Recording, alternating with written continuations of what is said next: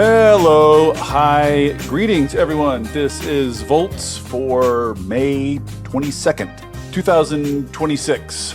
How to phase out natural gas equitably. I'm your host, David Roberts. Some U.S. homeowners might be surprised to learn that approximately 2/3 of the average residential gas bill now goes not to gas, but to infrastructure costs, i.e., maintaining and replacing bits of the sprawling network of pipes that serves natural gas in the U.S. Those costs have tripled over the last decade, despite the fact that the total customer base grew just 8.5%. Per customer consumption is falling, and heat pumps have outsold gas furnaces for 4 years running now. All that new infrastructure is designed to last for decades, long past the point by which many states aim to be decarbonized. We'll either use all those repaired and replaced pipelines for their lifetime, or strand them, both of which seem like bad options. Utilities are, stop me if you've heard this one before, incentivized to do more of this kind of spending, since every dollar they spend comes with a guaranteed return. But if electrification really takes hold and affluent homeowners begin defecting from the gas system in numbers, those infrastructure costs will be shared over a shrinking base of the customers who can afford it least.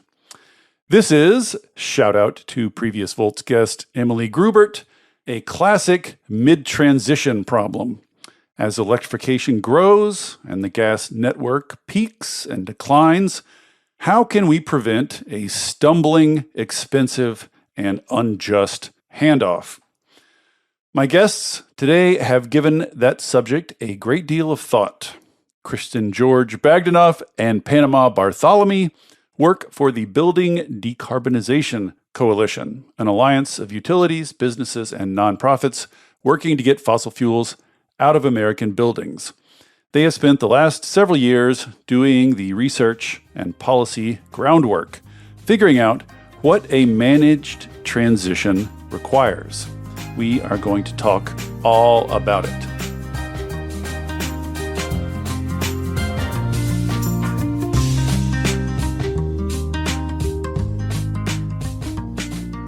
With no further ado, Kristin Bagdanov and Panama Bartholomy, welcome to Volts. Thank you so much for coming. Hey, David. It's great to be here. Great to be here, David. Good to see you. Welcome back, technically, Panama.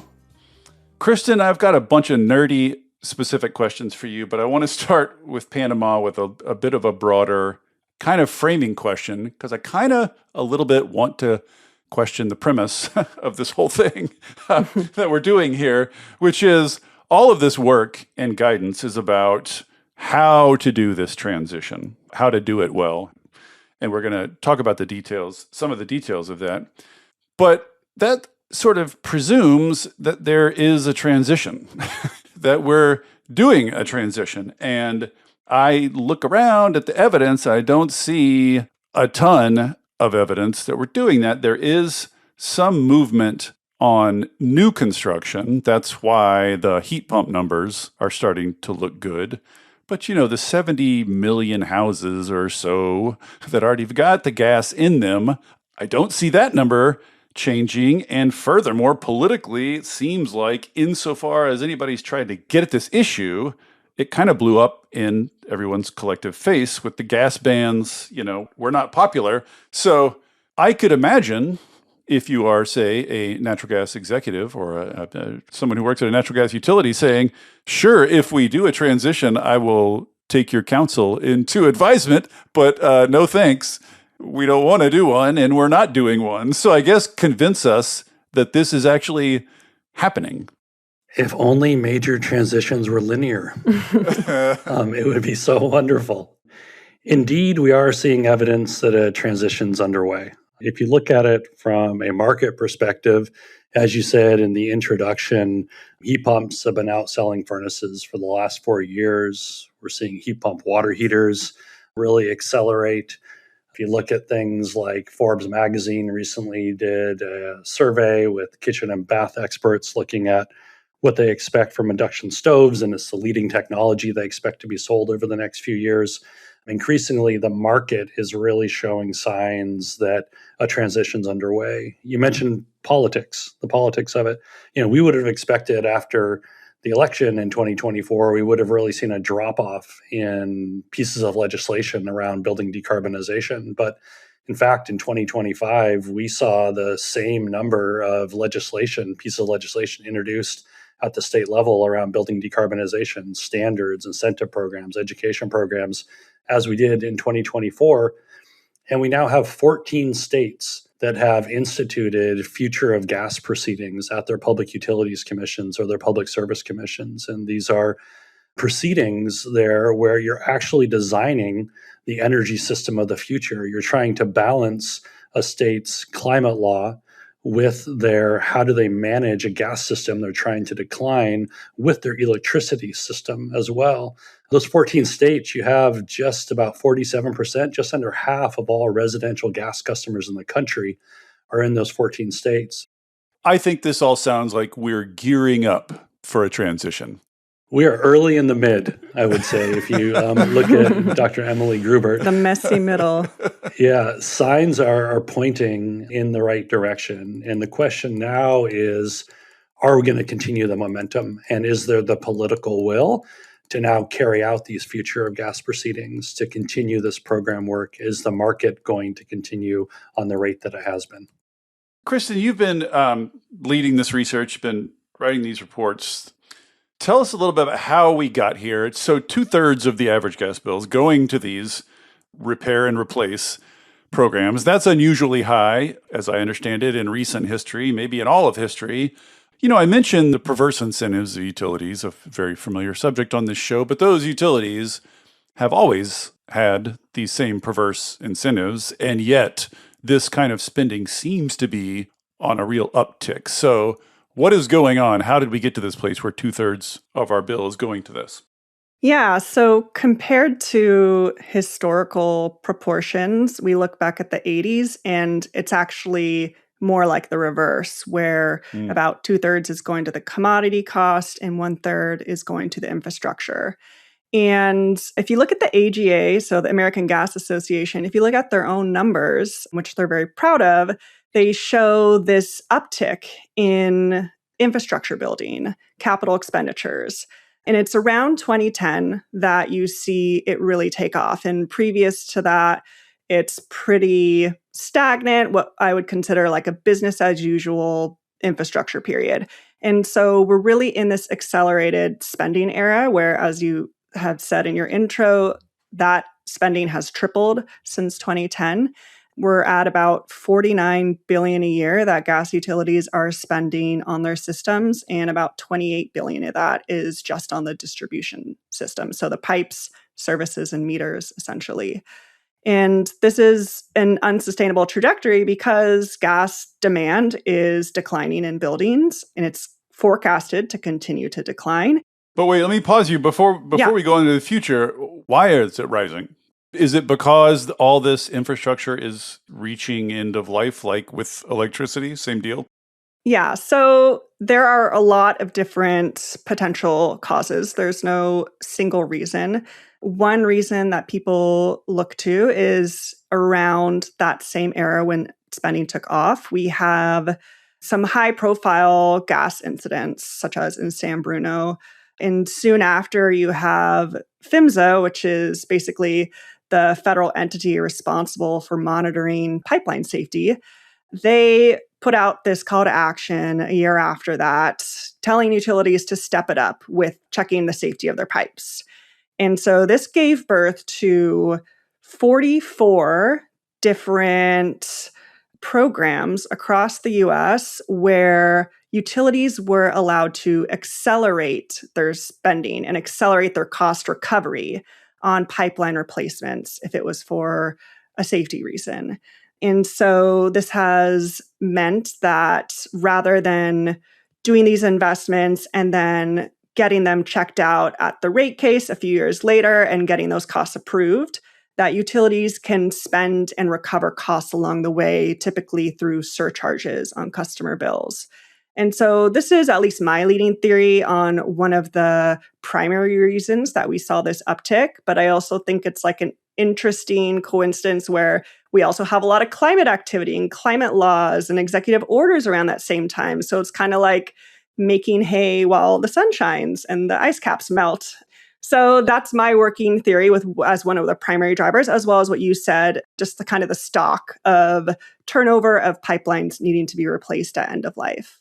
Now, tell us why it's unsustainable, because this gets to my question. Like, as I was trying to sort of get at with Panama, like, why couldn't, if you're a gas utility executive, just say, I'm fine with the way things are? Like, are there forcing mechanisms that are going to push this into crisis? Because like climate concern, obviously, isn't going to do it. So like, why is it that this is unsustainable? Well, it's already a crisis for gas customers. Electric bills are really grabbing headlines, but if you look at the consumer price index from 2025, we see that gas bills outpaced electric bills by 60%. And as noted, most of that is infrastructure. So it already is a crisis and it already is unsustainable for customers. And basically what we have right now is this top-heavy system. So it's like this spinning top that has started to wobble, and it's the inertia of the past that's keeping it going. But we have too much investment up top and not enough utilization at the bottom. And so that's going to continue to wobble. And once the momentum runs out, the costs aren't going to disappear. Instead, the people left on the system the longest are going to be shouldering those accelerating costs. And so that's the importance of managing the transition so it doesn't happen that way. But is there evidence? Is it true that, because like I said, we looked into it and the customer base is still growing slowly. As of recently, it grew 8.5% over the last decade. That's slow, stagnant growth. But what evidence do we have that there's actual shrinkage on the horizon? Well, the EIA does show that demand, so actual use of gas, is declining and forecasted to decline. And so there's slow customer growth, but the actual use is declining. So you're paying more for the pipes, but you're using the product less. It's like all packaging, which nobody likes that. And so that's the problem we're trying to solve. It's like a basic math problem is that you're spending, people call it gold plating. They're gold plating these pipes by making them cost more, but you're getting the same amount of use out of them. And in fact, people are utilizing them less. And the reason that we see customer growth on the residential sector is largely because we still have a lot of incentives. Like gas utilities can essentially pay people to join the gas system by giving them free gas hookups and charging it to the existing. We're going to get into those details in a minute. I'm just sort of trying to establish that there is some forcing mechanism here, that gas utility or gas companies don't have the option of simply resisting change altogether. Well, that's why we regulate them, because monopolies don't do anything out of the goodness of their hearts. I hate to say it, nor do corporations. And most of our, over 1,000 gas utilities are investor-owned utilities. And every dollar they spend in capital expenditures yields $2 to $3 in customer costs because of those shareholder returns and financing costs. So that's why we have this regulatory framework, which does need to be revised to keep them in check and to force them in the places where they don't want to act out of the goodness of their hearts. About utilities, how much easier is all of this with gas and electric utilities that at least have the option of shifting, existing customers from one product to another versus exclusively gas utilities, which are, at least I think from their perspective, just facing being told to shrink and die? Do we see progress faster in places where there are those combined utilities? We do, as you would imagine. It is much easier on executives and also the unions that work for those utilities to be able to think about, okay, internally, how do we start to transition more and more of our customers off of our gas system and onto our electric system? How do we start to bring in more electrical workers and less pipeline workers over time as well? And that, of course, then makes it easier on the politicians within those states. Also, I think for gas only utilities, It's a bit more existential. It's not out of the question. And we have conversations with gas utilities about, come on, let's be frank. We all see where this is going. What's the long-term future for you guys here? And when we ask them that, they talk about, well, we think there are still going to be hard to electrify sectors that we're going to be able to provide fuel for through different kinds of pipes, different kinds of fuels. We think there will still be need for resiliency within certain microgrid opportunities into the future. And we think we'll still be there for power generation. And so it seems like there is some planning just by having that conversation with. We see that there's some planning going on in gas-only utilities about what a future could look like. But they're not deluded, though, about the macro sort of direction of travel toward electrification, generally speaking. I guess I'm trying to figure out to what extent are they convinced that electrification is an inevitable macro trend? Well, I think the political activity that you described in your intro, as far as the backlash to phase outs of gas and new construction, is a good indication of their belief in the danger of this movement and the types of activity that they're actually seeing from it. When you talk to the manufacturers of gas appliances, universally, they say this transition is inevitable. And I think that if you have such a key part of the gas system, the actual appliances at the end of the pipe, saying that, you know that that goes up through the gas companies as well, in that sense of inevitability. Is there an example yet of a gas utility that is planning to become a thermal utility? In other words, an exclusively gas utility that actually has plans or prospects of becoming the manager of a different kind of thermal system. Is there such a case? I don't know if any gas utility has yet signed their soul over to the thermal utilities, but we do have a lot of legislation that is helping gas utilities get comfortable with that idea. And the way that they get comfortable with that is through thermal energy networks, which I know you've talked about on this show. And there are quite a few pilots that are getting off the ground in New York. Obviously, there are some in Massachusetts. California is looking at neighborhood scale pilots, and 1 in 4 states actually have legislation that is related to thermal energy networks. This is what I'm curious about. Are those existing thermal energy networks happening in places governed by gas-only utilities and being put in the hands of a gas-only utility? Some definitely are, and I think Colorado and Washington, I have to check for sure, have legislation that is having these gas utilities try out thermal energy networks, and some of the utilities in New York through the Utility Thermal Energy Network and Jobs Act are right now developing pilots that are going through the regulatory process, and some of those are gas only. This gets to another political economy question, because sort of technologically speaking, if you're running on gas and you're contemplating a transition, you have 2 basic choices. You can go kind of all electric with air source heat pumps and electric appliances, or you can do these thermal energy networks, which are, I guess sort of geothermal. And I can see, if you're in an area with a gas-only utility, why they might have a strong preference for the latter over the former, since the latter means they still have a job and things to do, and the former means they're going away entirely. I wonder, could you end up in a political scenario where gas utilities become advocates for thermal energy networks? Or is that too hopeful? That is what we'd love to see. And I love how so much of your conversation is centered in 2040 right now, as opposed to the late 20s, where so much of what we are trying to do is begin to really prove out these models. I mean, if you look at the full suite of stakeholders here, utilities, unions, customers, ratepayers, politicians, installers, like everybody needs it to be proven right now. This neighborhood scale thermal energy network, prove that it's cost effective, prove that it's functional, prove that it's safe, all these different proof points. And so I think we all, particularly as we get older and we get deeper and we get closer to retirement, we want this to be done. We want this transition to be over.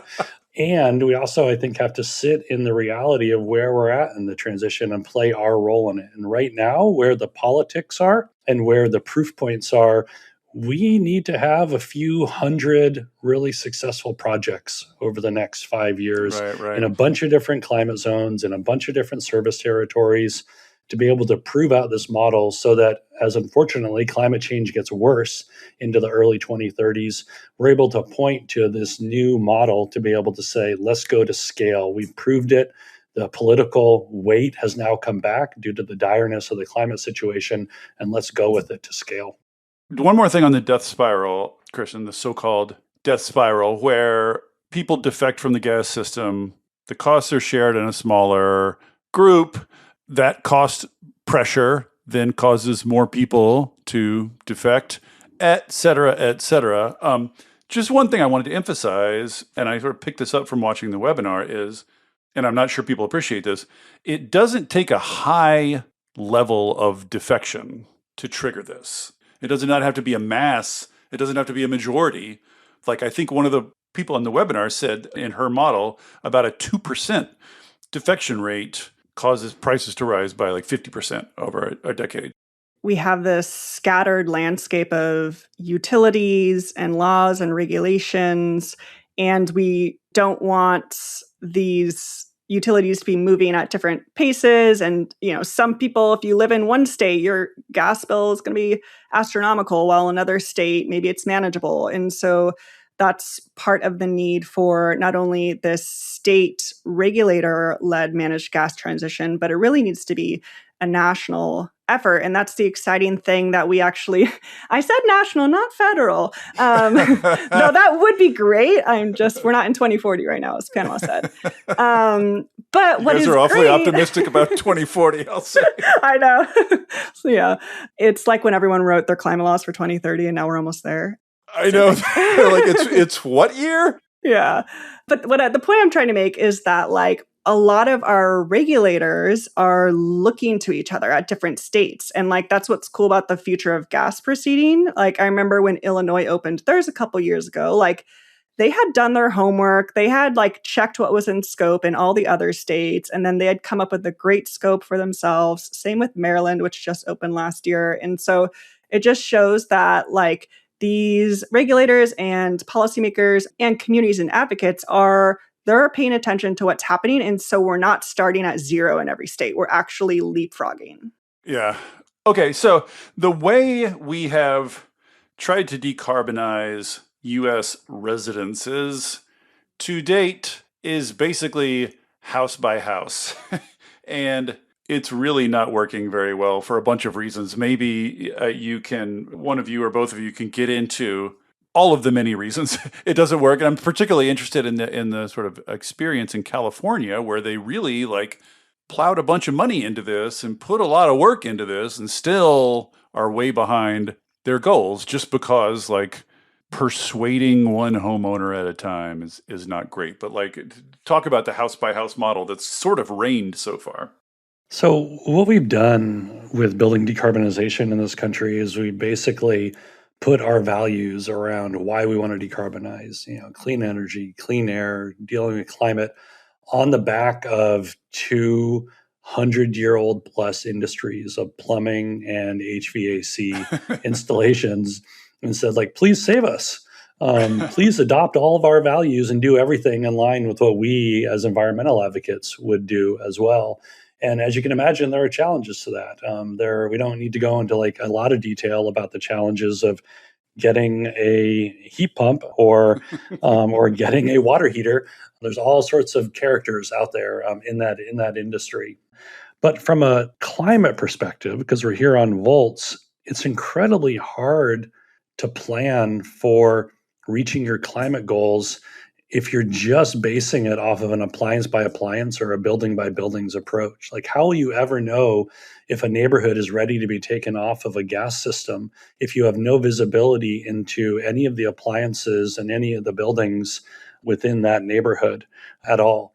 And so you need to have a better way to be able to see inside those buildings, be able to understand, okay, this whole neighborhood is ready. We've gotten this neighborhood ready to leave the gas system. It's also really expensive the way that we're doing it right now because of that lack of visibility.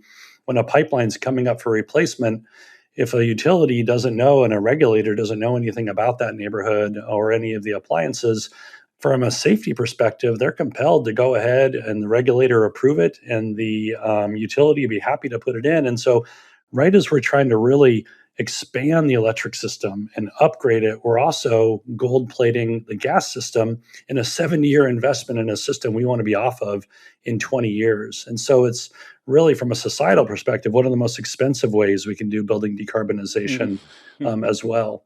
I would push back some on your assertion that it's not going well. Like 5 years ago, America was number 3 in heat pump sales in the world. We're now the top market for heat pump sales in the world. So some of it new construction, but when we started this movement 8 years ago with a bunch of others, you had, New York Times would be doing articles about what's a heat pump. And now you got articles from them, AP and others about how to choose the right heat pump for your house. And so the vibes have really changed. And I think that you look at what's happened over the last few years, the election, the IRA, you have a whole bunch of headwinds, and yet you continue to see the market trends heading in the right direction here. So as you alluded to just there, the sort of key move in doing this in a more rational and cost-effective way is some kind of chunking. You need to take groups of buildings off the gas system at roughly the same time, just for all kinds of cost reasons that should be sort of obvious, like for your workforce, for your, blah, blah, on and on and on. But like, what does that mean? Who chunks? Who decides the size of the chunk? Who manages that process? What is the entity? Is it the utility? Is it the PC? Is it like who's chunking? Is it the legislature? Who decides the size of the chunk? Who locates and chooses the chunk? Walk us through how this is supposed to work. Yeah, absolutely. And you coined a new term to add into the lexicon, the chunky decarbonization. We'll see if it sticks. Absolutely. So this is being called a number of different things right now. You may hear it called zonal electrification. You may hear it called any number of different intentional electrification. At our organization, we like to call it neighborhood scale building decarbonization because it suggests whether it's a small neighborhood or a large neighborhood, you're basically taking a whole bunch of buildings off of the gas grid at the same time. And it really provides climate planning, ratepayer protection, and equity protections that just aren't there from like a building by building approach. It allows you to really prioritize lower income or vulnerable communities at the front end of the transition rather than leaving them there as some of the last buildings on the gas grid. But it also has a real benefit for what you brought up before around like educated consumers. Like the last thing that a consumer wants is to really become an expert in air conditioning. Like when their air conditioner breaks, they just want their air conditioner back. Like they don't want to all of a sudden become an expert in like efficiency levels and rebates, and they just want somebody to come and help them out with it. And they want to also make sure that there's a good contractor that's going to make a good installation. And this neighborhood scale approach, besides like the climate equity and ratepayer backstop, it also ensures that we're going to be able to bring good contractors to provide just enough education to consumers and getting them a really good product put in their house. And because you're taking a programmatic approach, you're going to have good quality control on the back end and actual commissioning of all these units. So you don't have a bad HVAC company coming in, making an installation, and then take off, and you have a customer just suffering through it. Panama, you keep saying you. Who is you? Yeah. Is you the city government? Yeah. Is you the gas utility? Yeah, with regard to who chunks and how chunky is it, I mean, there are a lot of options, actually. So, I mean, the impetus, honestly, it could even be organic and grassroots, a neighborhood can up and take themselves off of the gas system. Raise their hands and just like do it, cap your gas line. That's the harder route because it requires you to be fronting all the costs. But the way we see this happening right now, in the way that it makes the most rational sense in terms of declining and decommissioning the gas system at the same rate as we're scaling clean alternatives, is you look at the map of the gas system, which is very hard to do. A lot of commissions don't even have basic access to the mapping of the gas lines. Like California just got it, and you need to sign an NDA to see like the full set of plans. Anyways, so you need that map, and then you need to know which pipes are set to be retired, just even according to their age in 10, 15, 20 years. And then you look at those neighborhoods, you start to educate them about switching off of gas to electric alternatives. And instead of paying $2 to $7 million to put in that new gas pipeline, which is the range that we see across the US, you're going to buy everyone the appliances they need with that money and cap that gas main. And so that's the utility-led approach. And that's what is going to be piloted essentially in California, which is required to do 30 of these neighborhood scale pilots in the near-term future. But to be clear, the utility is buying and installing the electrified equipment in the houses necessary to pull this off. That's what's being discussed and proposed in these pilots. It's still, the details are getting ironed out, but it's like if you have $50 per customer that would otherwise be going into a new pipeline, that should be used for the transition for this project. Yeah. You asked who's doing this, who's overseeing it. So really, this should be done at the regulator of a utility. A regulator of a utility is looking at the overall system in front of them. They know what laws are governing that state, the climate laws, the other energy laws, other things that they have to take into consideration. And they're the ones that should be setting up the rules for this. Like, what's the rate of return on a project like this? What kind of labor should be used? Should this be union labor? Should this be non-union labor? Right. What types of efficiency levels, all these different things, what sort of consumer protections are going to be put into this as well. This should be done at the regulator level. Unfortunately, right now, in a lot of America, regulators are really afraid to step out without legislative direction. Mm-hmm. And so you need legislatures, and a lot of times, to be able to provide direction and provide some of this detail broadly, and then give direction to the public service commissions, the public utilities commissions, to then provide the detail to the utilities to then go ahead and carry it out.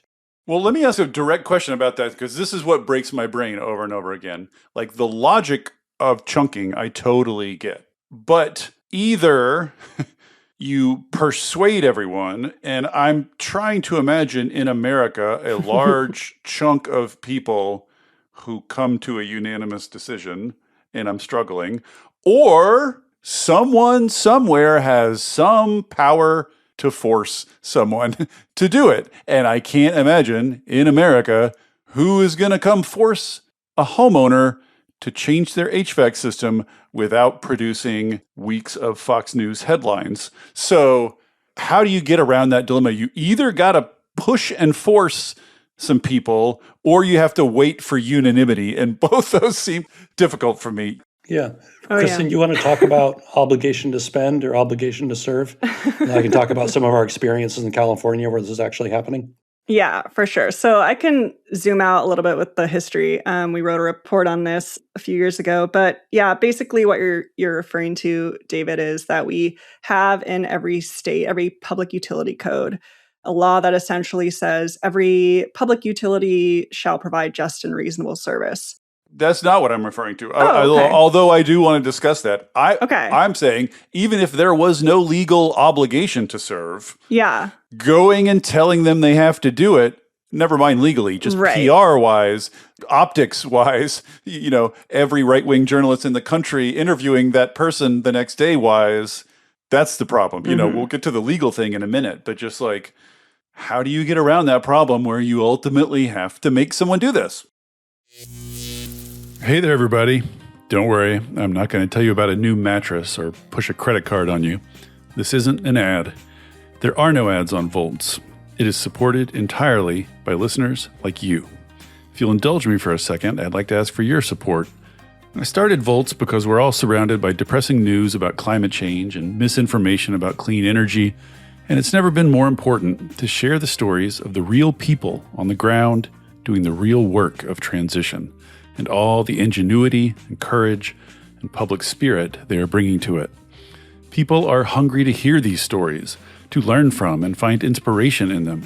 I've heard from people who changed majors or careers after hearing episodes of Volts, people using it in classrooms and community groups, even state legislators who have passed bills inspired by specific episodes. Sharing these stories matters. It makes a difference. If you have found value in it and want to help me continue doing it, I hope you will join the community of paid subscribers at volts.wtf. It's about the cost of a cup of coffee a month. If you don't like subscriptions, you can make a one-time contribution, leave a review on Apple or Spotify, or just tell a friend about Volts. I am grateful for any and all support. If you're already a paid subscriber, thank you. And now, back to the show.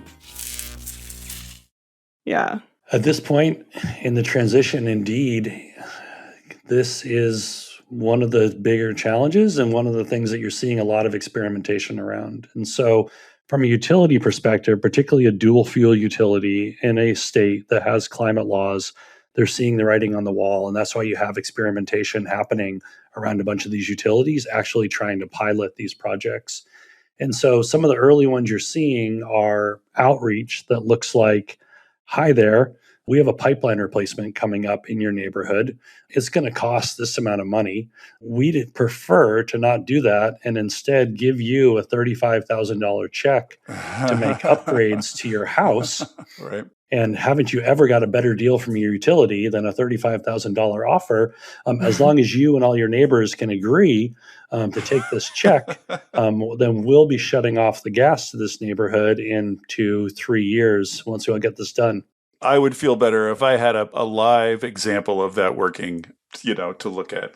Oh, it's happening right now. Like you're getting neighborhood level unanimity in real life examples today. Yes. So Pacific Gas and Electric has the zonal electrification equity pilot program. It's the first public RFP that's been released by a utility to bring in consultants to help them across their entire service territory actually go out and do neighborhood scale electrification of it. And you have individuals doing digital outreach, mailer outreach, and door-to-door knocking to recruit people.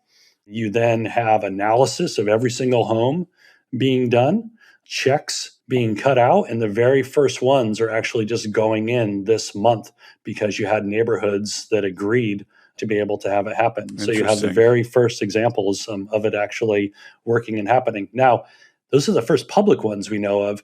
This has actually been happening for years now behind the scenes in PG&E territory as they've been doing kind of onesie-twosies, learning about this and studying it to be able to eventually be ready to release an RFP to actually expand it across their service territory. Now, I'm not here telling you this is easy.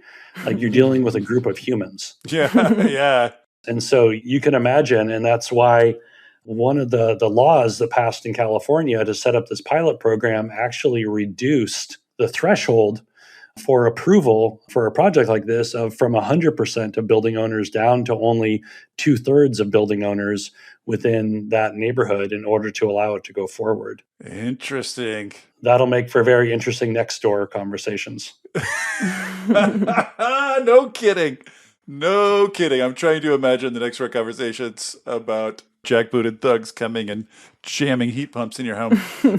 Damn it, Janet. Yeah, exactly. Okay, Kristin, let's talk about the legal stuff. Now, there are two sort of nerdy regulatory concepts that are highly relevant here. First one first is this obligation to serve. And that basically, as I understand it, is just in exchange for getting a monopoly over a territory, the gas utility is obliged to provide service to anyone who wants it, which makes sense on the surface. But then when you're talking about phasing out gas, you're imagining like, oh, there's like one gas user left, in the neighborhood, but the utility is legally obligated to maintain the entire gas network to provide for that one, so you get into weird paradoxical stuff. So how do you get around this, or how do you address it? How do you reform it? What do you do about it? Mm-hmm. Yeah, the caveat with the obligation to serve is they're required to provide service, if it makes sense economically for them, which is why you don't have gas lines necessarily going deep into rural areas and why rural customers are on propane. Well, that seems typically. like a pretty important proviso then that you Yeah. could squeeze a lot through. They have a backdoor out of it. And what's interesting, as I said, some of these statutes, they're one short sentence, some like California, it's like 4 paragraphs. But the legal scholars I've spoken with about the obligation to serve say, in a lot of these states, the way it's written, it isn't saying you have to continue providing gas service. It's saying you need to provide the service for basically the end uses that the building wants to use. And we know that every residential and commercial building end use can be served now by electricity. And so what we have is a regulation written for non-competing monopolies. But in reality, what we have are competing monopolies. Yeah. And so that's an issue that we need to address by updating that regulation and make it fuel neutral even. Like, obligation to have all of the energy sources you need to power your iPad and your pool heater. So, but do you think in places where it's already written, I mean, maybe accidentally, but already written neutrally, already written without the word gas in it, that you could legally get away with just interpreting it as fuel neutral already? This is where I want to tell regulators, you've got it. You go, regulator. you can do it. I believe in you, because like I said, the legal scholars I talked to said there's nothing legally stopping this other than the fear of litigation, there would be litigation. There would be. Yeah. And obviously you don't want to be ripping out, someone's gas water heater overnight and whatever. But, there should already be a pathway, but we live in the world we live in. And so what a lot of states are doing are passing even more legislation to be even more directive. And we see this in Massachusetts. They thought that they passed a bill that solved this issue. And then now there's a debate in the... Wait, what did they say? This is the stuff I love. Tell me, what did they put in the bill? Yeah, I don't know the exact language in the bill, but basically it was interpreted as this allows the utility to do that swap of gas for electric to serve the end use. And there's a proceeding open right now debating whether it actually said that. And so utilities are pushing back on the supposed clarification. So we're really at a sticking point right now with that. So ideally, you'd get a state legislature to just say unequivocally, there's a fuel neutral obligation to serve. That would be the easiest solution. And that's what most regulators need nowadays. They need the backing of the legislature to really move forward on it. Yeah. Yeah. Is there a real world case where the obligation to serve in particular is the actual sticking point? Is the thing in the way, or is this just a problem we anticipate? Well, it's not like customers are citing this statute, but as Panama said, I'm sure with PG&E's attempts on their own to do this work in California, if they knocked on a house and someone was like, "Get off my lawn," I love my gas stove. That's the end of that conversation. So right. Yeah, we just had a series of filings last week at the California Public Utilities Commission around some of these early pilots under this program that was approved by the legislature. And gas-only utility in Southern California very clearly said the obligation to serve needs to be preserved and protected and respected within this program. So it is absolutely real world around the country continually brought up. Mm-hmm. So you need clarity on that. That's one of the two big things. Mm-hmm. The other are these line extension allowances. Mm-hmm. And this is I love this because it's like this sort of obscure, wonky little footnotey thing in the regs, but it's a lever that can change things quite a bit. So, Kristin, what is a line extension allowance? Line extension allowance is basically allowing new customers to join the system for free and charging existing customers for that new gas line. And so it makes... So that means if I don't have gas service in my house Mhm. and they come and install a pipe from the main line to my house, that costs money. Mhm. I don't have to pay that. Yeah. And the idea is like you're going to pay back that loan that the existing customers gave you over time through your use of the system. And that was true at a certain point when the system was growing. But what we have is a mature system that is stagnant or declining. And so there have been a lot of deliberations about the economics of this. And every utility uses a different little formula. Some of them calculate it by feet. So New York just got rid of their 100-foot rule, which was, fairly arbitrary. Like you can get 100 feet of service line for free when you Come on join the down. system. That is very arbitrary. Like it's a nice round number. Yeah. I know. And then others use kind of, complex formulas to kind of calculate what the payback period and all that is. And the point is that why are it's kind of like we're luring people onto the sinking ship. It's like, yes, instead, just show them where the other ship is that's not sinking. And it's making everyone's gas bills go up that are already on the system. So it's aggravating that cost escalation. So the obvious alternative here is if you want gas service, you have to pay for it. What does that translate to? What is the typical cost of, how much would it raise the cost for me to get gas to my house? Utility math is special and unique to every single utility. So I want to say it's in the singular version, I don't know what exact figure it's in, the thousands, but we looked at, how much would ratepayers save if every state in the US stopped giving gas line extension allowances. And the range was from 3 to 7 billion a year. And it's such a range because there's such a lack of transparency about these costs that you have to use a very small data pool and then extrapolate from that.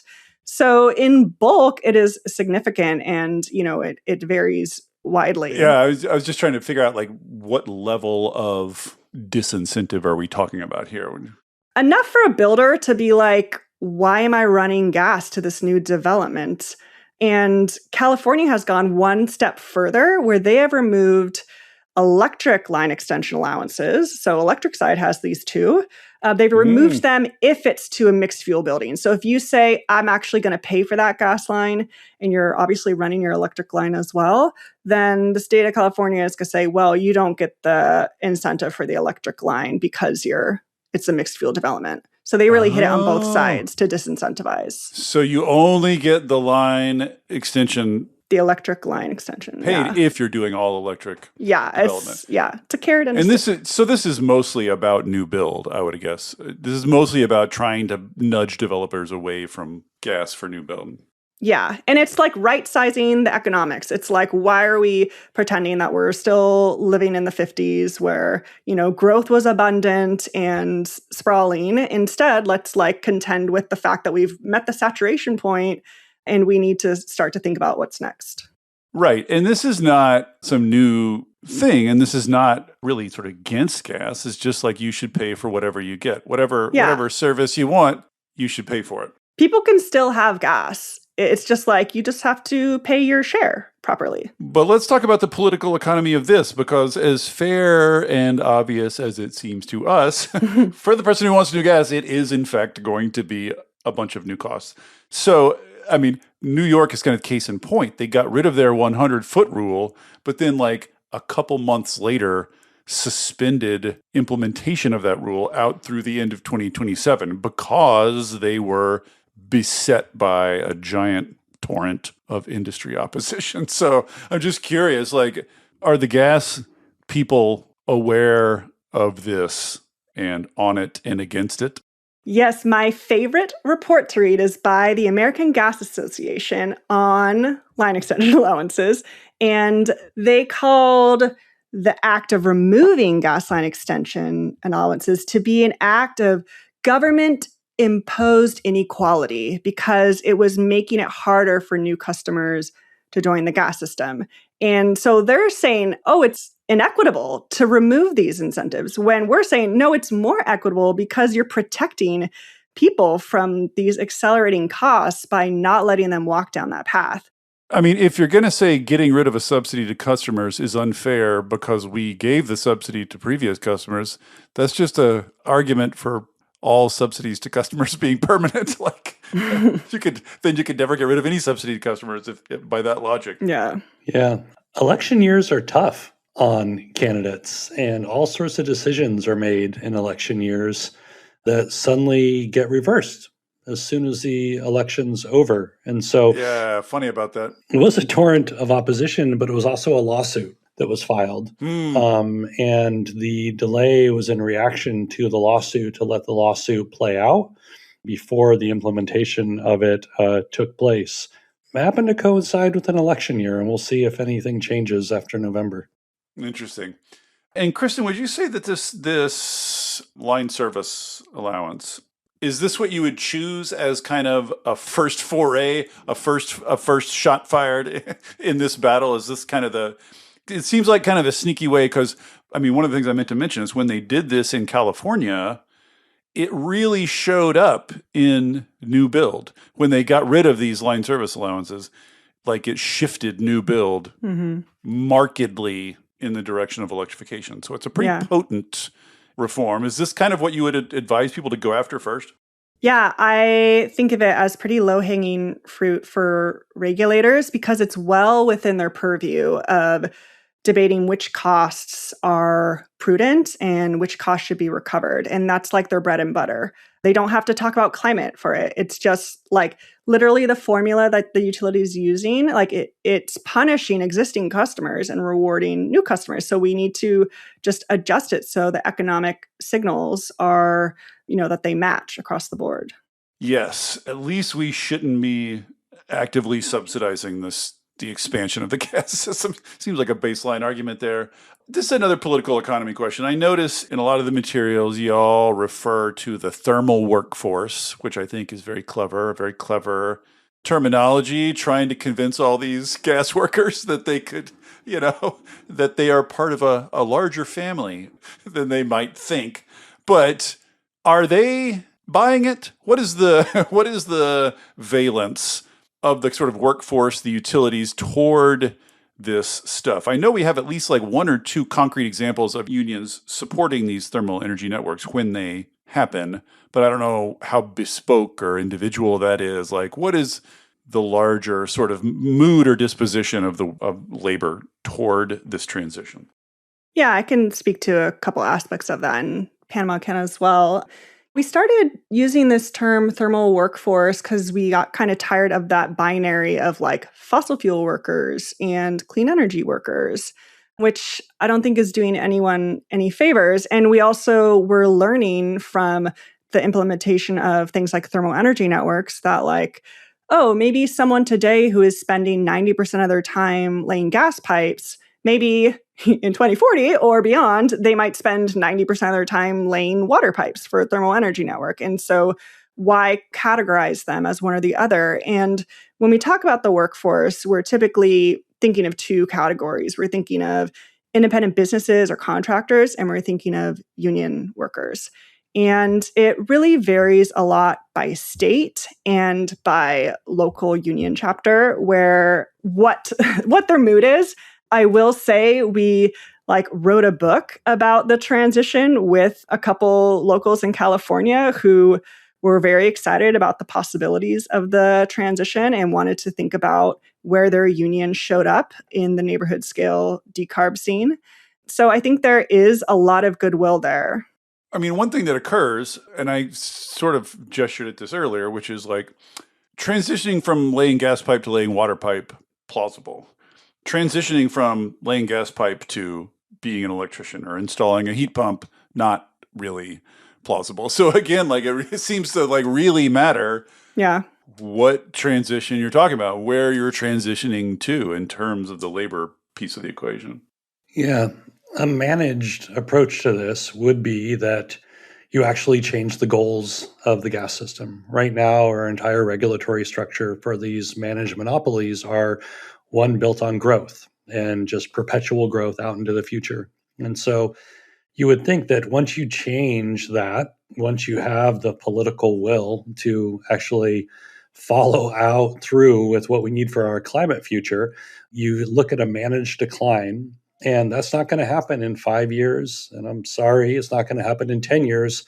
This is going to be a process. And many of the current workers that are working on the gas system are going to be going through retirements, just natural retirements over the next 20 years. And so what this should be is really a management of how many people do you need to bring in? What's the minimum viable workforce that you need to be able to manage the wind down of the system? And then you're bringing in folks and training folks based on that approach. A question a bunch of people have, I think when people find out that gas companies are coming in and replacing these pipes with new pipes that are built and designed to last for decades, often in a state that explicitly says it is going to decarbonize before that. So in other words, like I said in my intro, either you're going to use that through your lifetime and blow through your carbon target, or it's going to be stranded. And it just seems like we're doing this all over the place right now. It just seems like we're building up a lot of assets that are going to be stranded. And so part of my question is just like, who right now, it seems like gas customers, insofar as anyone pays the cost of all those stranded assets, it's gas customers. And it seems like maybe one thing we could do to discourage the building of destined to be stranded assets is putting a little bit more of the consequence and accountability on executives or shareholders or investors or, not customers. Is anybody talking about that?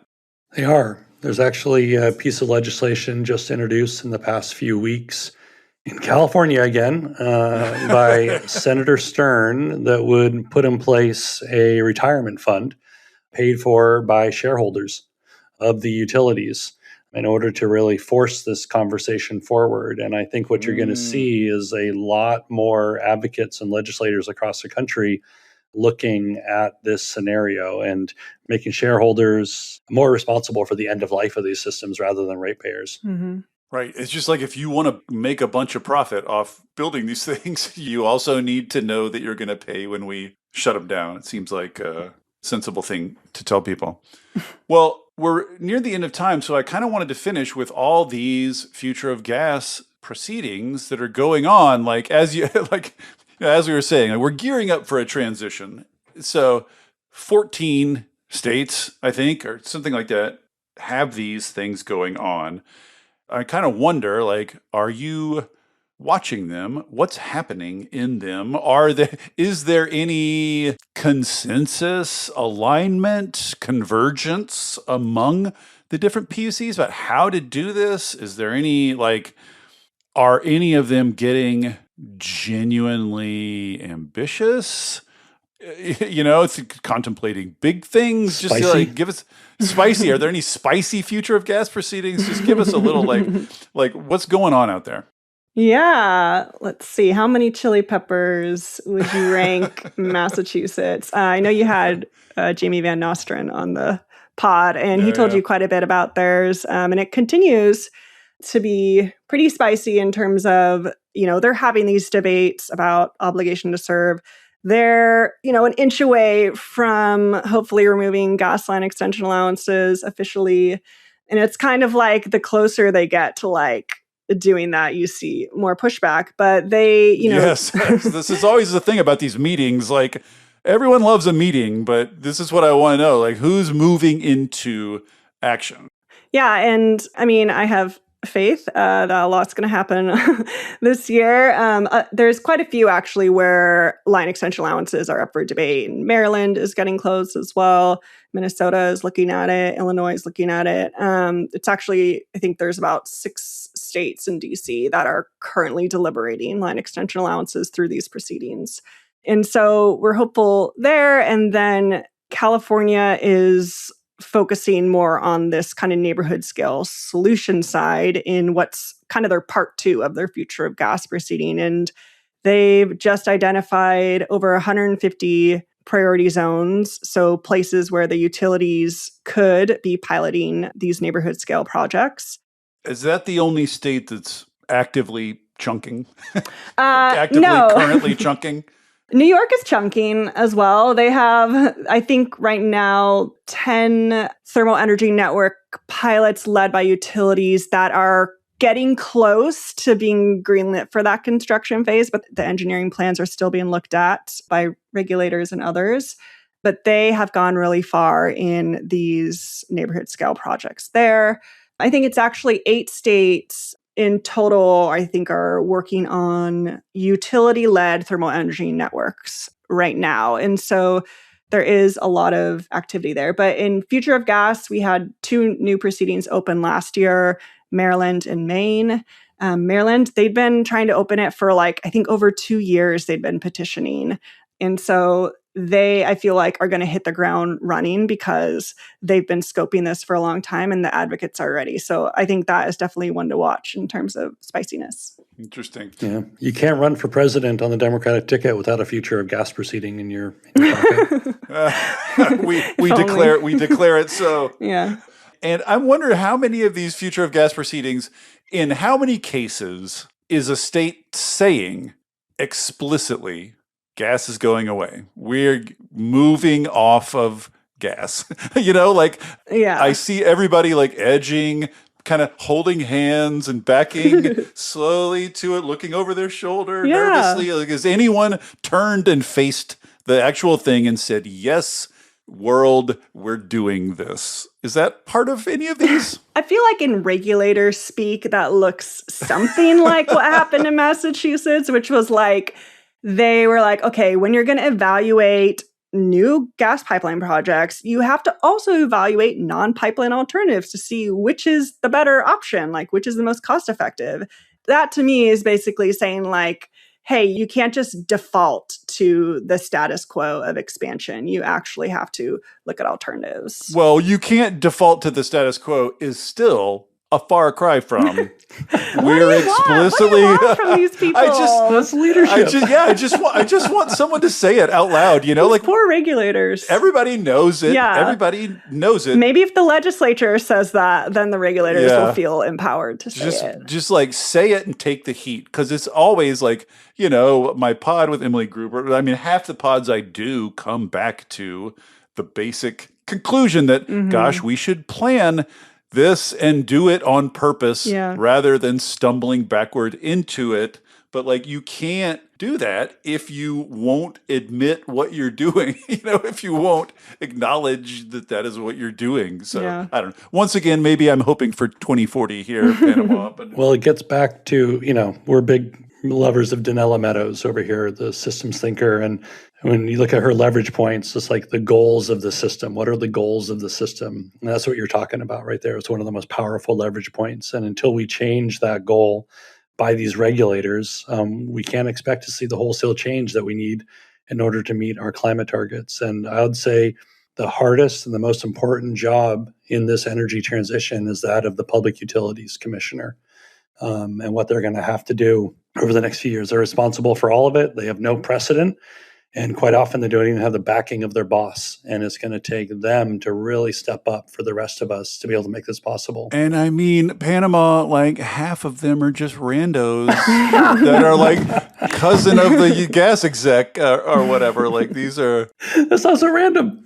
Yes, I know. These are not, it's not that necessarily the army that one would recruit if one were starting from a blank sheet of paper, but... Hey, they get $160,000 a year. What more do you want?